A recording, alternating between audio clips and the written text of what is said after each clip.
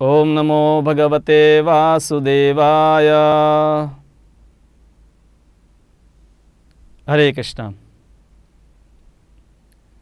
भगवान मथुरा में आते हैं और मथुरा में आने का एक प्रमुख भगवान का प्रयोजन था देवकी और वसुदेव अपने माता पिता को कारागार से मुक्त करना। और ये कार्य भगवान ने कंस को मारने के बाद किया और फिर उग्रसेन राजा बने। कंस के पिता जो थे पहले राजा थे, वही राज्य शासन करने लगे। जब कंस मारा गया तो उनकी पत्नियां, जिसका नाम था अस्ति और प्राप्ति, ये दोनों अपने पिता के पास वापस जाती हैं। और जरासंध को जब पता चलता है कि उनके दामाद कंस का वध है कृष्ण के द्वारा हुआ है, तो जरासंध जो स्वभाव से ही आसुरिक था और यादवों से वैर रखता था, उसने निश्चय कर लिया कि इस पृथ्वी पर से यादवों को मैं ख़त्म कर दूंगा। और जरासंध के और भी कई मित्र थे जो भी सब आसुरिक राजा थे। तो जरासंध ने योजना बनाई, बहुत बड़ी मात्रा में सेना इकट्ठी की और उसने मथुरा के ऊपर आक्रमण कर दिया। बताया गया है भागवत में कि 23 अक्षौहिणी सेना, लाखों की संख्या में सैनिक, हाथी घोड़े, पैदल सैनिक, सबको लेकर जरासंध है मथुरा पर आक्रमण करता है। जब भगवान ने देखा कि जरासंध इतनी विशाल सेना लेकर आ रहा है, तब भगवान कृष्ण बलराम से बात करने लगी, क्या किया जाए? जरासंध को मार दे कि सिर्फ उनकी सेना को मारे, या उनकी सेना को मारे और जरासंध को छोड़ दे, या सेना को भी मार दे जरासंध को भी छोड़ दे। अब भगवान का इस धराधाम पर प्रकट होने का एक प्रमुख लक्ष्य है परित्राणाय साधुनां विनाशाय दुष्कृताम। तो दुष्कृति जो है, आसुरिक लोग हैं, उनका नाश करना। तो भगवान ने विचार किया कि अगर मैं इसी समय सबको मार दूंगा, जरासंध समेत सैनिकों को मार दूंगा, तो जरासंध और सैनिकों को लेकर नहीं आएगा और बात यहीं पर ख़त्म हो जाएगी। तो हम युद्ध तो करेंगे पर जरासंध को छोड़ देंगे, ताकि जरासंध वापस है और ऐसे आसुरिक लोगों को लेकर आएगा और वो भी मारे जाएंगे। तो इस प्रकार से भगवान ने निश्चय किया और कृष्ण और बलराम है मथुरा के बाहर निकलते हैं। तो भगवान के धाम से उनके 2 दिव्य रथ हैं, वो प्रकट हो जाते हैं, जिसमें भगवान के सब अस्त्र शस्त्र सब रखे हुए थे। तो उस दोनों रथों पर कृष्ण और बलराम आरूढ़ हो जाते हैं और उनके साथ एक छोटी सैनिकों की टुकड़ी थी। जब मगधराज जरासंध ने देखा कि कृष्ण और बलराम 2 आ रहे हैं, उनके साथ छोटा सा एक सैन्य दल है, कोई विशाल सेना नहीं थी जितनी जरासंध के पास थी। तो कृष्ण को देखकर वो कृष्ण की निंदा करने लगा, कृष्ण को गालियाँ देने लगा। भागवत में बताया गया है कई शब्द उसने प्रयोग किए भगवान के लिए। अब उन शब्दों का अलग से भी अर्थघटन किया जा सकता है, इससे भगवान के स्तुतिगान भी हो जाएंगे।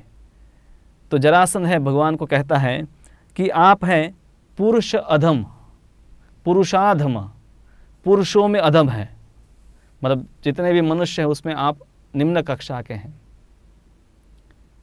अब संस्कृत में पुरुषाधम, पुरुषाधाम, तो उस प्रकार से समास करके शब्द ये भी बनता है कि जो सभी पुरुषों का धाम या आश्रय है या उसमें श्रेष्ठ है सभी पुरुषों में, इस प्रकार का भी अर्थ होता है। फिर जरासंध कहता है कि आपने गुप्तेन, मतलब है छुपे वेश में रहकर कंस का वध किया, चालाकी करके कंस का वध कर दिया।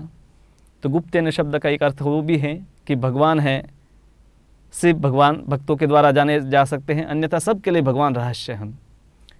फिर जरासंध भगवान को कहता है कि आप बंधुहन, अपने ही सगे संबंधियों को मारने वाले हैं। कंस से संबंध में तो भगवान कृष्ण का मामा लगता था और भगवान ने उसका वध किया। पर बंधु शब्द का एक दूसरा भी अर्थ है, बंधन भी होता है। तो उस प्रकार से भगवान बंधनों को काटने वाले हैं। और फिर जरासंध कहता है यहाँ से तुम चले जाओ। तो उसका अर्थ ये भी होता है कि सब लोग है कृष्ण भावना भावित बन जाए। तो इस प्रकार से जो भी शब्द प्रयोग किए जरासंध ने भगवान को गालियाँ देने के लिए, उन शब्दों का संस्कृत में दूसरे प्रकार से भी अर्थघटन करके भगवान की स्तुति भी की जा सकती है।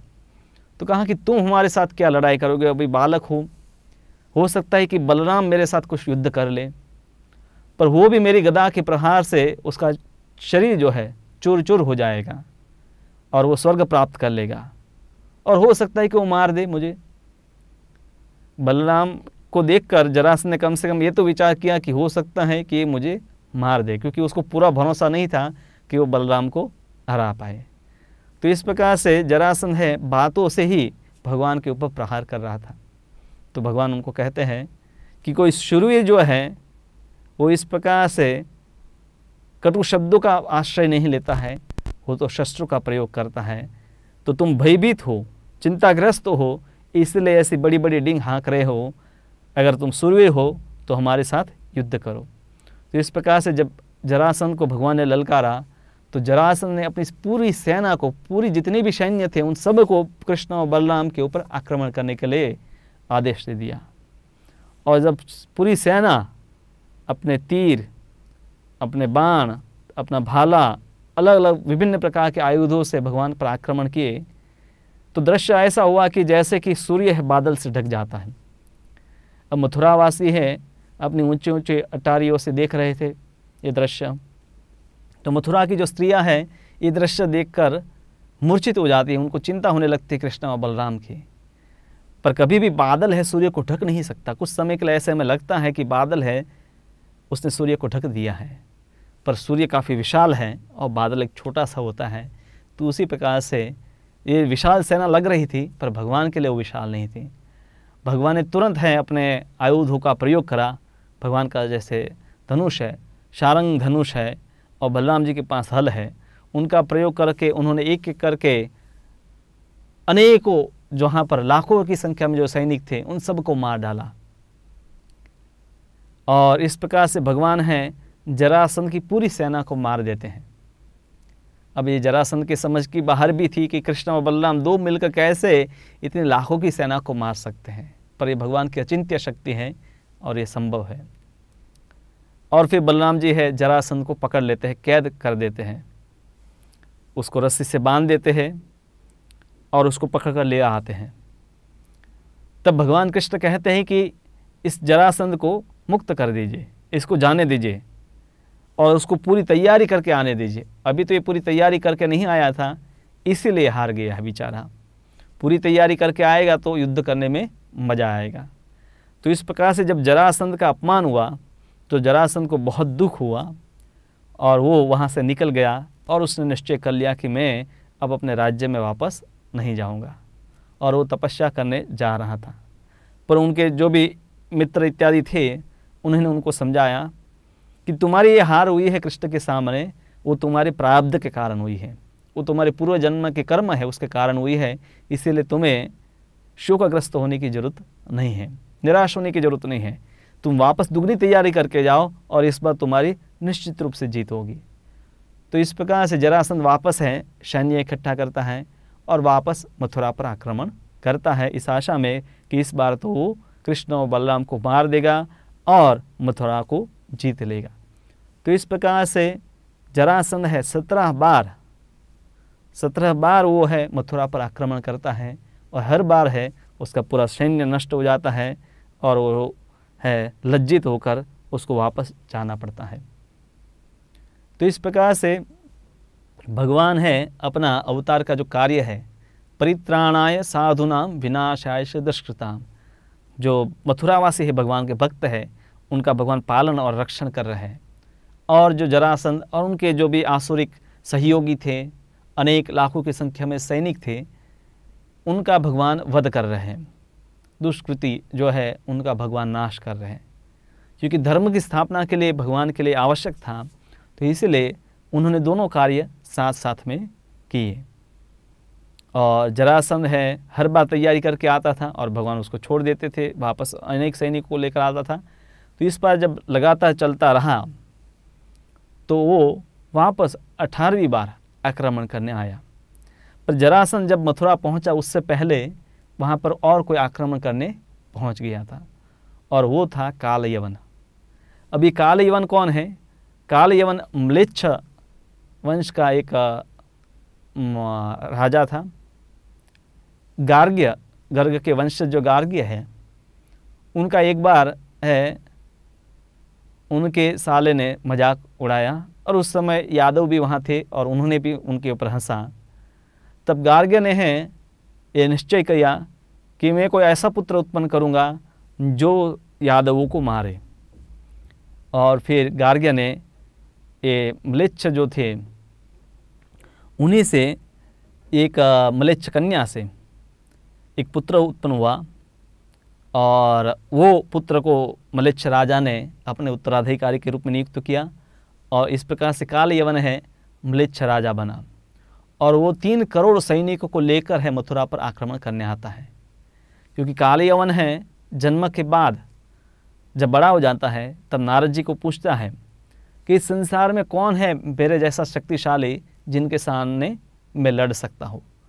तब नारद जी उनको कहते हैं कि आपको टक्कर देने वाला एक ही व्यक्ति है और वो है मथुरापति भगवान कृष्ण। तो काल यवन इसीलिए भगवान के साथ लड़ाई करना चाहता था। तो इस प्रकार से मथुरा पर 2 आक्रमण हो गए, काल यवन का आक्रमण और जरासंध भी रास्ते में था, वो भी कुछ समय में मथुरा पहुंचने वाला था।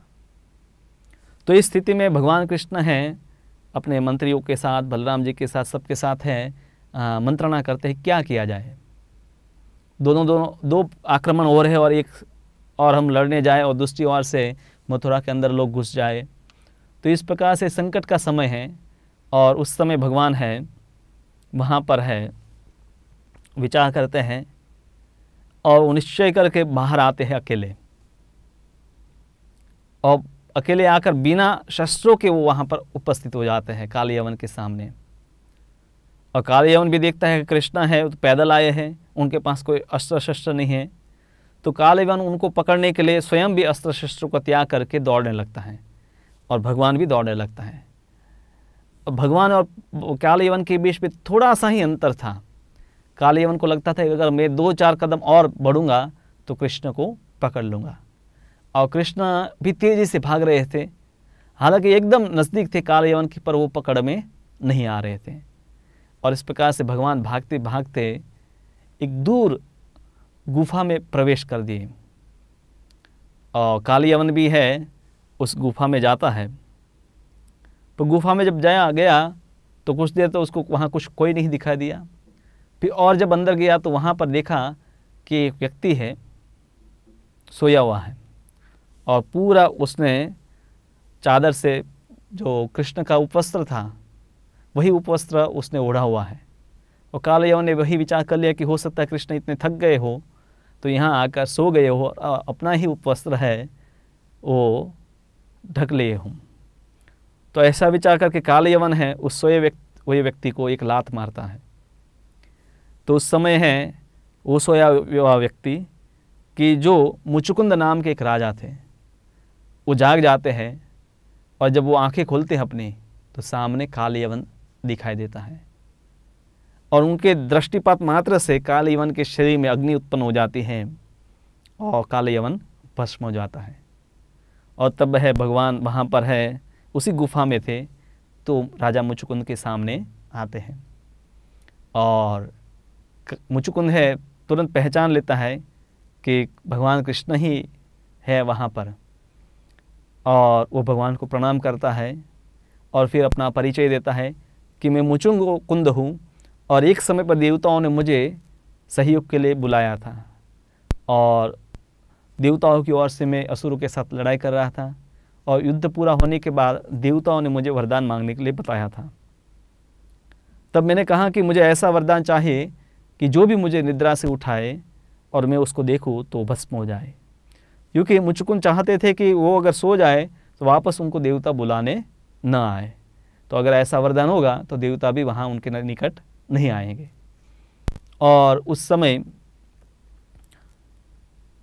पूर्व के समय में नारद जी ने भी काल यवन को बताया था, मुचुकुंद को बताया था कि भगवान का उनको दर्शन होगा।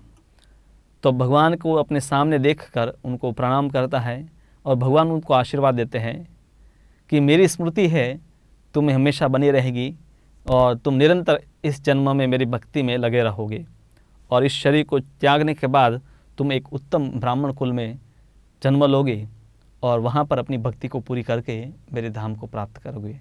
तो इस प्रकार से मुचुकुंद है, उनका भी भगवान ने उद्धार किया। काल यवन को भी भगवान ने मुचुकुंद के माध्यम से मरवा दिया।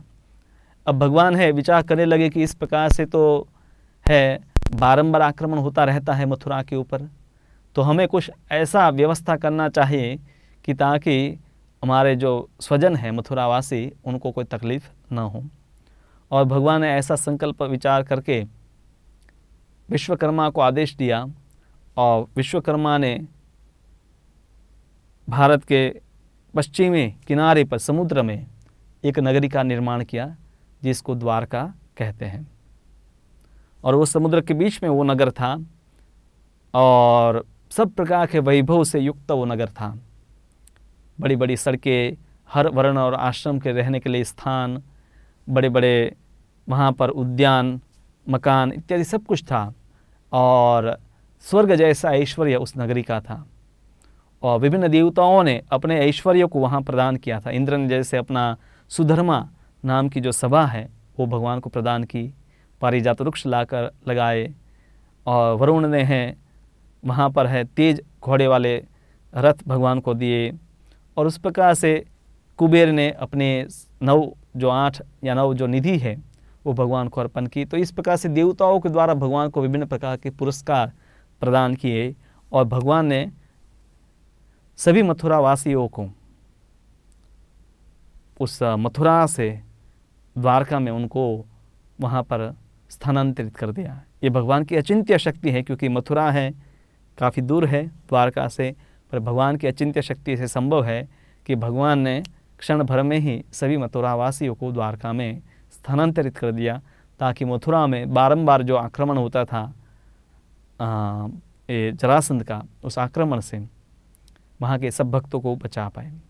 तो इस प्रकार से इस लीला में भगवान हैं जरासंध को मारते नहीं हैं, पर जरासंध के सैनिकों को मारते हैं, क्योंकि भगवान के प्रागट्य का जो प्रमुख एक उद्देश्य है वो असुरों को नाश करना और धर्म की स्थापना करके। तो यहाँ पर भगवान हैं इन असुरों को नाश किए। कालयवन जो है उनका भी भगवान ने नाश किया और साथ में अपने जो भक्त है द्वारकावासी उनका पालन किया, उनका रक्षण किया। पर जो असुर लोग हैं वो भगवान की इन क्रियाओं को समझ नहीं पाते हैं, वो भगवान से अपना द्वेष बनाए रखते हैं। भगवान ने अभी जरासंध को छोड़ दिया, इसका कारण भी है क्योंकि भविष्य में भीम के द्वारा भगवान उनका वध करवाना चाहते थे। ये कथा भी महाभारत में आती है कि जब भीम, अर्जुन और कृष्ण हैं जरासंध के सामने ब्राह्मण बनकर आते हैं और तब जरासंध को विकल्प देते हैं कि तुम हमारे में से कौन से व्यक्ति के साथ लड़ना चाहोगे। और तब जरासंध है भीम के साथ लड़ाई करता है और कई दिनों तक ये युद्ध चलता रहता है और अंत में भीम के द्वारा जरासंध का वध हो जाता है।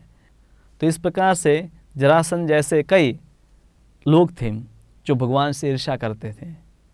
तो ये सब है या तो पूर्व के युद्धों में या महाभारत युद्ध में सब मारे गए। और इस प्रकार से भगवान ने इस धराधाम का जो भार है, आसुरिक राजाओं का जो भार है पृथ्वी पर, उसको भगवान ने दूर किया। और भगवान की इन लीलाओं को सुनने से भक्तों को आनंद आता है।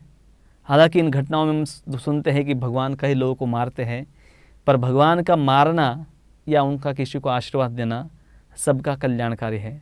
सांसारिक जीवन में कोई भी दूसरे व्यक्ति को हिंसा उनके प्रति करना या किसी को मारना उचित नहीं है, वो कल्याण नहीं करता है। पर भगवान के द्वारा जब ऐसी क्रियाएं करी जाती है या भगवान के आदेश के अनुसार ऐसे क्रियाएं होती है, ऐसे युद्ध होते हैं, जैसे भगवान के आदेश से हनुमान जी या अर्जुन हैं बड़े बड़े युद्ध में अनेक लोगों को मारा, पर उनका ये भगवान का आदेश पालन करने का जो तरीका है उसको भक्ति कहते हैं और उसी से सब जीवों का कल्याण होता है। तो इसीलिए जो भगवान के भक्त है वो भगवान की सब प्रकार की जो लीलाएं हैं, विशेष करके ऐसी लीलाएं बारंबार सुनते हैं कि जिसमें भगवान हैं इन असुरों का नाश करते हैं। और हम ये जब बारंबार भगवान कृष्ण की लीला सुनते हैं तो हमारे हृदय में भी विभिन्न प्रकार के जो असुर हैं, काम, क्रोध, लोभ, मोह, मद और मत्सर्य, इन दुर्गुणों के रूप में हर जीव के हृदय में भी ये असुर सूक्ष्म रूप में निवास करते हैं। तो भगवान का नाम सुनने से, भगवान के गुणों का वर्णन सुनने से, भगवान के रूप जो सुंदरता सुनने से, भगवान की क्रियाएं यानी कि लीलाओं के बारे में सुनने से, उनके भक्तों के गुणगान सुनने से, उनकी क्रियाओं को सुनने से हमारा मन है स्वच्छ हो जाता है। और हम मथुरा लीला में देखते हैं कि भगवान ये सब क्रियाएं उनकी वीर गाथा है, हम जान सकते हैं। हालांकि भगवान जब गोकुल में थे, व्रज में थे, तब भी भगवान ने कई असुरों को मारा था, पर यहाँ पर अब भगवान सबके सामने इन असुरों को मार रहे, युद्ध में मार रहे, और ये भी भगवान के लीलाओं का एक भाग है। और भगवान है इस प्रकार से अनेक प्रकार की लीलाएं करते हैं। वो व्रज में है तो मक्खन भी चुराते हैं, यशोदा माँ से डर भी जाते हैं, पर यहाँ पर युद्ध में असुरों को डराते भी हैं। तो ये भगवान के लिए सब संभव है और उनकी लीलाएं दिव्य है। जैसे गीता में भगवान बताते हैं, जन्म कर्म च मे दिव्यम एवं यो वेति तत्वतः त्यक्त्वा देहम पुनर्जन्म नैति मामेति सो अर्जुन, कि मेरे जन्म और मेरे कर्म दिव्य है और हम भी नित्य इस भगवान के जन्म और कर्म को सुनते रहते हैं, तो उस दिव्यता का अनुभव करेंगे और फिर हम भी दिव्यता प्राप्त करेंगे। ये भौतिक भावना से मुक्त होकर भगवत धाम को प्राप्त करेंगे। तो हमें निरंतर भगवान की इन लीलाओं को सुनना चाहे। मथुरा लीला है भगवान की काफ़ी प्रेरणादायी है, कई वस्तुएं हमें अपने जीवन में सीखने को मिलती हैं। हरे कृष्ण।